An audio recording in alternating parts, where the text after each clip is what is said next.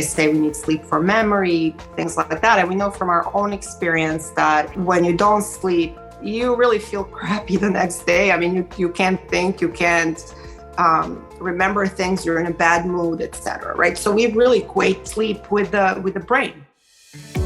Welcome to the Lifestyle First podcast, discussing lifestyle medicine and making self-care as easy as 1, 2, 3. And now your host, lifestyle medicine physician and coach, Dr. Alka Patel. Hi, hey, and hello, and welcome to Series 9, Episode 5 of the Lifestyle First podcast. Today, we are zoning in on S for sleep. And the one question that we're exploring is, why is sleep critical for my survival? Now, to help answer that, I have with me Dr. Dragana Rogulja. Dragana is a TEDx speaker with her talk, The Dark Side of Light. She is a neuroscientist, a circadian biologist, and associate professor of neurobiology at the Harvard Medical School. And she has a fascinating breadth and depth of research on sleep. So welcome, Dragana. It's a real delight to be speaking to you today. Hi, thank you so much for inviting me. Happy to share. Thank you. So tell me, Dragana, over our lifespan, sleep really takes up about 20 to 30 years of our life, but we're now in that 24/7, always on society, aren't we? We find ourselves in this world where we want to have less sleep. We want sleep to take up less of our life so that we can get on and do more whilst we're awake. Why do you think sacrificing sleep is not such a good idea?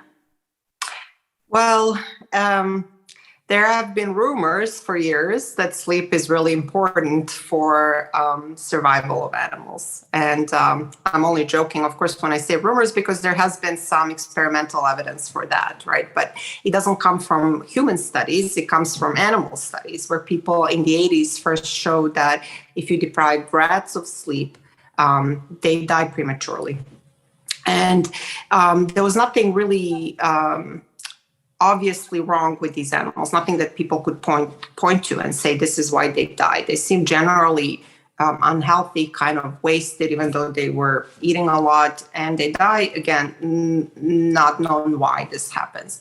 And then after that, as people brought sleep research into more simple animals like flies, showed the flies sleep, fruit flies sleep very similarly to the way that we sleep. It became clear from those studies too that insufficient sleep could lead to shortened survival.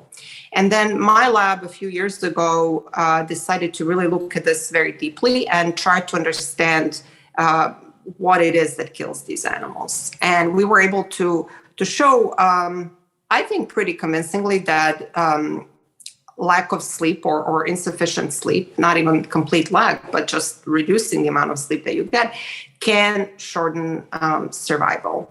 And so while these studies have not been done in humans, I would say that we have all reasons to believe that something similar is actually true for humans as well, that sleep is really needed for health and survival. And I will just say that in our studies of flies, we show that lack of sleep kills flies, and I'll explain later we showed why. But we did see that very similar things are happening in the mouse gut, which really gives me confidence that what we're finding is going to be applicable to humans. So lack of sleep is not good for your health. Yeah, that makes absolute sense. Have you got a sense of how much are we talking here in terms of lifespan? What are we knocking off by giving up on our sleep, sacrificing it to do other things and stay awake? Have you got any sense of what we might be talking about here? Yeah, so in flies, where when we remove most of the sleep, lifespan is actually cut to about a quarter. So the lifespan is only about a quarter of what the animals would normally get. And we haven't titrated this precisely enough to tell you, okay, exactly, if you lose, there's probably a certain threshold, there's probably a certain amount that you could kind of safely tolerate. I can't tell you what that is. But of course, it's not the same if you lose 1% of sleep or if you lose 90% of sleep. So there's some, probably some buffering. But when you use above certain amount, it's really not good for you. This is something that we're interested in understanding. But I would say that already we know for sure, would say 20-30% sleep reduction, we do see effects on lifespan, Right. on decreasing lifespan. So this is a significant number. We're not talking about the odd month or the odd year. We're talking about a significant loss of length of life by not focusing on your sleep, not prioritizing it, not enabling it to do what it's meant to do. And what is that? What is the benefit of sleep? What actually happens with sleep? When you say it's important for our survival, what are those underlying mechanisms in terms of the function of sleep?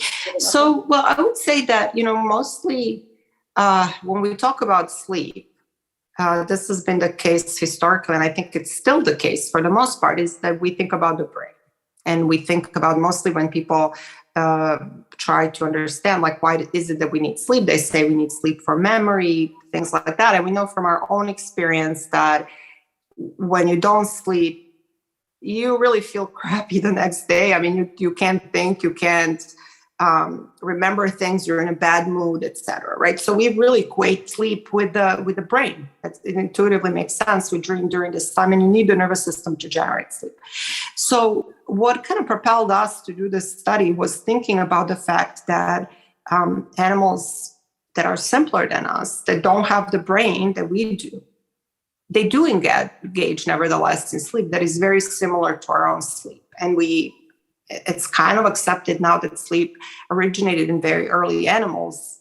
And again, those animals did not have a brain the way we do today. So to us, that suggested there's probably something more simple, more primitive about the need for sleep, that is not just about this big, beautiful brain that we have today, right? It didn't just appear like that. So if we accept the fact that simple animals sleep, then we have to think about things beyond the brain. What are the reasons for sleep? So this was really the kind of starting point of our study, where we said, okay, we do not want to limit ourselves and think that sleep is all about the brain. Instead, what we want to do is, like, really look broadly.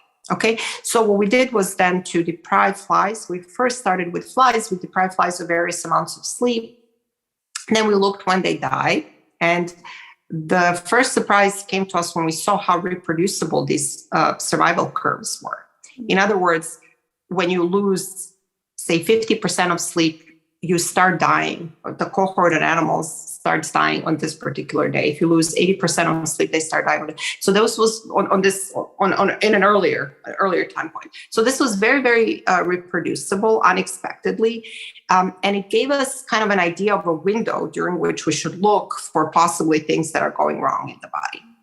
And we said, again, let's not focus on the brain. I mean, people have tried to look for reasons for why animals die, digging in the brain. There were a few studies that looked outside the brain, but for the most part, it was focused on the brain, and we did not want to be limited by that. So we looked all over the body. Mm-hmm. And then what we found, Alex Vaccaro, Josef Kaplan-Dor, postdocs in my lab, and a few other people that participated in this study, they found that actually in the gut of sleep-deprived animals, you get this really big increase in reactive oxygen species. And we can talk about these molecules. These are really highly reactive derivatives of molecular oxygen, which actually cause oxidation of the tissue. So this is like, when you cut an apple and it browns in the air, or a piece of metal rusts, that's oxidation. So this happens in the gut of flies that are sleep deprived, and it happens in the gut of mice as well that are sleep deprived. So mice are mammals. They're very similar to us. And I will say that the gut of the fly is actually also very similar to our gut. In the mouse, if you deprive them of sleep, if you deprive the mouse of sleep, you get the same thing, the same increase in reactive oxygen species that happens in flies, it happens in mice. The gut gets oxidized. But we did not take these studies to the next step, where it's asking if the animals die. In mice, we did not do that. We did that in flies.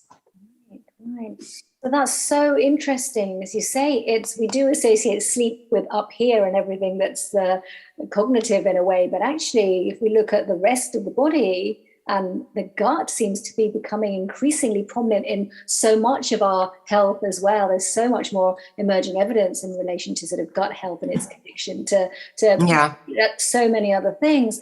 So these reactive oxidative species that you're talking about, the ROS, is there another way of countering them apart from through sleep? Yeah, so that was really the key, actually, that convinced us that we're looking at something real, is that we were able to neutralize these molecules and then show that this now prevents premature death, okay, in sleep-deprived animals.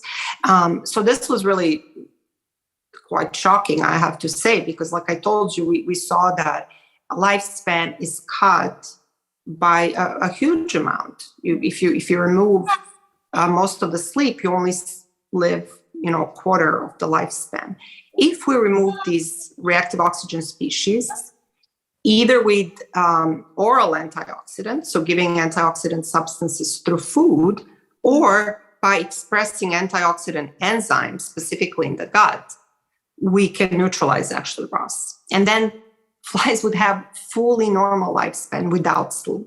I mean, this was really mind-blowing. And not only did they not sleep, I mean, they looked actually healthy and vigorous. So, because by the end, animals that are sleep deprived, you can see them get kind of sluggish. These guys were fully, they look pretty happy, I have to say. So it's not just a correlation, at least in fly experiments. And I will say for, I guess your listeners then maybe wonder, why the fly? What does this have to do with us? I will say that we actually have so much evidence that flies are really just like us. Many, many basic concepts in biology, like the fact that genes are arranged on chromosomes, that was discovered in flies, or the whole body plan from the top of your head to the bottom. Essentially, it's the same plan that you're developed. It's the same thing that was discovered first in flies. So they're just spectacular model organism because we can do many experiments in flies that we could not do in other models. Yet they're extremely similar to us. So we're not really interested in flies per se. We're interested in them because we think that they're an excellent model for understanding what happens with us. Right. I have a newfound respect for flies. Thank you for the correlation. So far we've got sleep is essential for survival because you've discovered these reactive oxygen species that are generated as a result of sleep deprivation. So we either have the option of countering this by giving ourselves back sleep and then going back to our normal lifespan, or countering it in other ways through antioxidants, through other antioxidant mechanisms, be that through food or releasing stress or other ways that will also give us our lifespans. Is that right? Are we saying that sleep other mechanisms? I would say so. Okay. So this is kind of what we do show in flies. I would not recommend people do this on their own, like experiment and try to take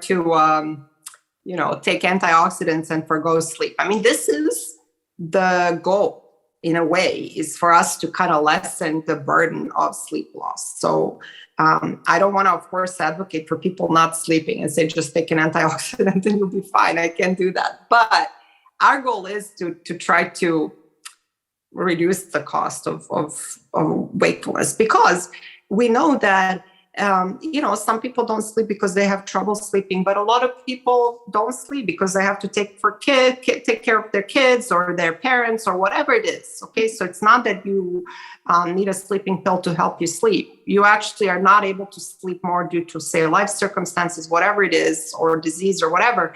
So this could hopefully in the future, once we figure out exactly, what it is that you would need to take, how much, whatever, hopefully we'll be able to help you.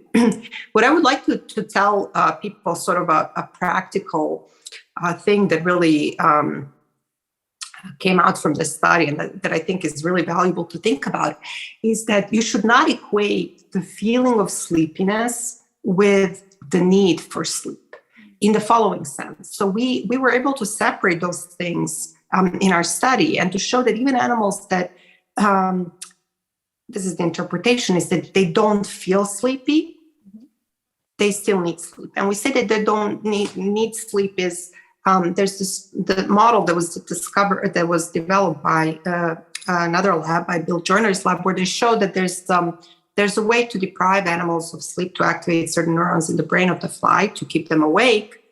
But these animals do not show kind of signs that they are really trying to recover that sleep. In other words, if you with most ways of depriving animals of sleep, if I say shake you mildly, as soon as I let go, you will try to recover your sleep. There's ways of depriving animals of sleep that they don't show that kind of, they don't act like they're super bothered by it. Okay, they don't try to sleep immediately when you stop this procedure, but they still die. Okay, so even though we interpret this as they don't feel sleepy, they still need sleep. So people say often, well, I'm fine with a little bit of sleep. I'm fine. And what they mean really is that they feel fine. They feel okay, right? But that feeling is just a subjective thing. It's a trick that your nervous system creates in order to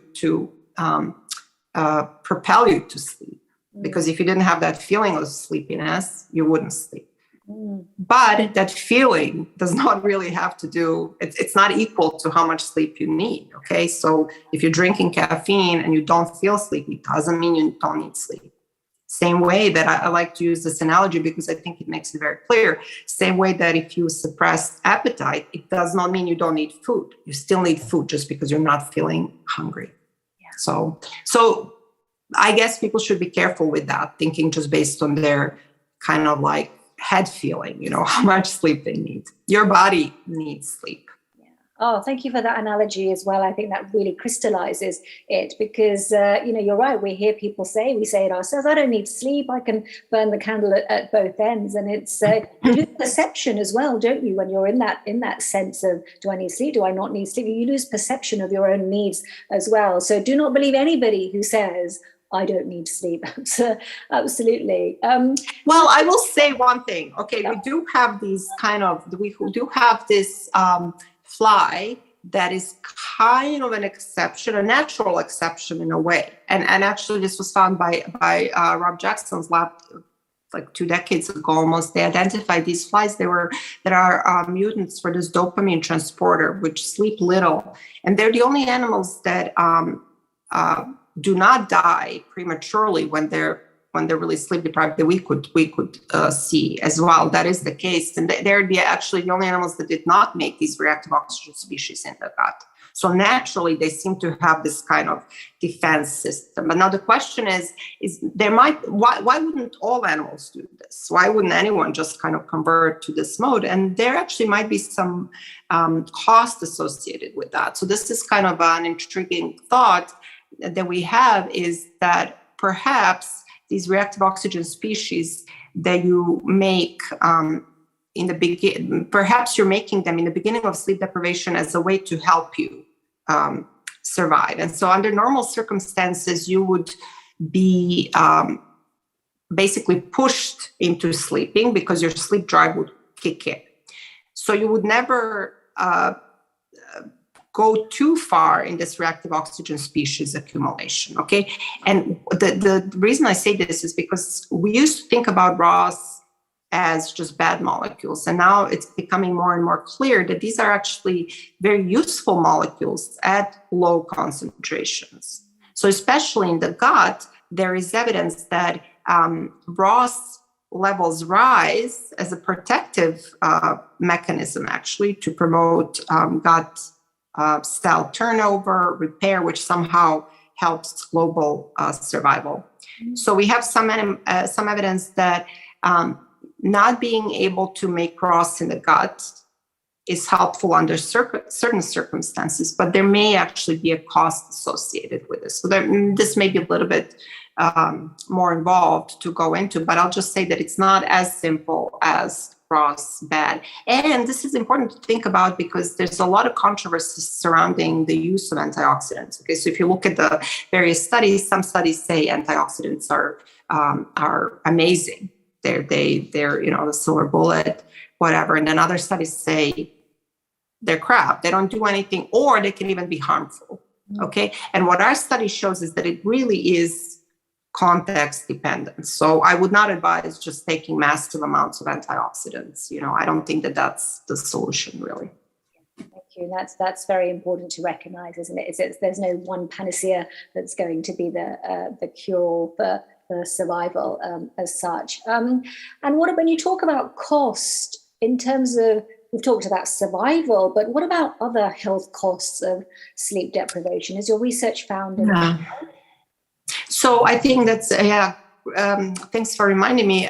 What I didn't say, and what's important to say, is that kind of an additional motivation for us to look this way, to say like, hey, let's not be just limited to looking in the nervous system, is that it's known, actually, there's very strong clinical evidence that insufficient sleep is tied to all these diseases in humans, right? Diabetes, cancer, heart disease, lots of like really bad things. And so that did tell us that, there's obviously body-wide health consequences. And so we are examining this stuff in mice now. We're looking at inflammation, various, things that are circulating in the blood. And we're trying to figure out really if and how that dysfunction of the gut that happens as a consequence of sleep loss can then lead to various health problems. We don't know that yet. And I think the mice are a good model for that. So hopefully we'll know in the next few years. So just perhaps to provide a bit of reassurance for people whose life circumstances are affecting their sleep. You mentioned parents, people who perhaps are doing shift work as well. Parents are up late with babies and their timetables are all topsy-turvy. We're talking about cumulative sleep deprivation here, aren't we? We're not talking about just one space in time and suddenly you're accelerated to a diagnosis of a cancer or diabetes or shortening your lifespan. I just want to be able to provide some reassurance to people at different stages in their life, even teenagers who are, wanting to be up at crazy hours and out all night, is that we are talking about layering, that this is something across your lifespan. Yeah. I don't know exactly, how much it is. So what I'll say is that the way that we do it is like once we start deprivation, we go on, right? So the sleep, different amounts of deprivation. We did do some protocols where we would stop, and then it does take a while actually for these reactive oxygen species to clear. Mm-hmm. But if you start, depriving too soon, you're kind of in a sensitized background. So I couldn't tell you exactly what the reassuring point could be and what would be exactly the kind of the vulnerability. I guess it would depend also on your age, on, various other predisposing factors. And it's also something that we want to understand. So there probably is some kind of magic number, but the magic number might be a little bit different for different people. I just don't have enough confidence yet to say what that is, what it is that you could safely tolerate. For sure, like 1 or 2 nights are not gonna kill you. Okay, that's for sure. But I don't know, if you go a week on, a week off, a week, I'm not sure. And then another thing that I want to say, another study that we haven't published yet, but the sort of I think is complementary to this is that we show that actually signals from the gut can signal to the brain. And this was a separate study. We completely independently, again, came to the gut. We did not expect this, but we found that signals from the gut can signal to the brain to control how deeply you sleep. So far we talked about the quantity of sleep, the amount, how much you sleep. But there's this other component, which is how deeply you sleep. And actually we showed that it seems that the nutritional information from the gut can influence actually how resistant you are to outside inputs when you're sleeping. And it's very important to be able to build a barrier kind of around your brain when you're sleeping to prevent those external inputs from arousing you from sleep. And now, here is your lifestyle first prescription. Your 3 activating actions to take you from knowing to doing. Before we close, are you able to leave us with 3 actions that people can take who may be listening and now thinking, right, I need sleep for my survival, because we've embedded that in this conversation, do not sacrifice sleep. What are 3 actions that people can take to help with that? Well, I would say like one thing is what I already mentioned is do not be fooled, I guess, by the feeling of sleepiness. Probably doesn't hurt to, to eat fruit and some antioxidant stuff. Like if you don't sleep well, although, this is a little bit fuzzy. I mean, myself, I'm now, if I don't sleep well, I do pay a little bit more attention to what I eat, but it sounds a little bit quacky too. So I can't tell you exactly what you need to do. This, when you go into like kind of food supplements territory, it can be a little bit shady. Okay. But I do really believe from what we saw in flies that there is some formula you come up with that could clear those molecules. One thing that's kind of practically, maybe cute or funny or whatever, or like good, is that there's this strain of bacteria that's called L-lactis, which are supposedly filled with superoxide dismutase, SOD, the enzyme that can clear ROS. And then these bacteria, they're in certain strains of yogurt. So if you eat them, if your gut is fine, this kind of passes through. But if you have some inflammation, then your tissue expresses lysozymes, which lyse the bacterial cells. You release this enzyme, and then it can like help your gut, I guess. So that's a little bit of a practical advice that could be quacky. I'm not sure, but there is some evidence to support it. Yeah, and I think the important thing is this is all emerging research, and it's making sure that you embed it at the right time with enough information. But also, often there's no harm in trying out something new. Well, these things that I'm saying I'm pretty sure are not going to be harmful. So it's like, no. I will tell you, for real, we did order some, blueberry something powder from Amazon and included that in our panel where we screened all these antioxidant compounds, and we could actually get some clearance of ROS and survival benefit even from that. So that was pretty weird, but it actually happened. Oh, amazing. Yeah, that's great. Thank you for those three actions. I think they're very practical, at least they're food for thought, no pun intended there at all. And certainly, tune into yourself. You'll know what's helping you and what isn't, as well as the research. But you can be fooled by yourself again, right? Because your brain can make you feel like you're okay, but you might not be. So be careful. Of course. So thank you so much. It's been a very fascinating conversation. You've left me with lots more questions as well, and lots to think about. So thank you so much, Dragana. It's been an absolute pleasure talking to you. And I now leave and wish everyone listening a happy, healthy day. Thank you so much. Thank you again for inviting me. Bye, everyone. Thanks for joining us on the Lifestyle First podcast. Don't forget to subscribe and share. To learn more, please visit www.dralkapatel.com.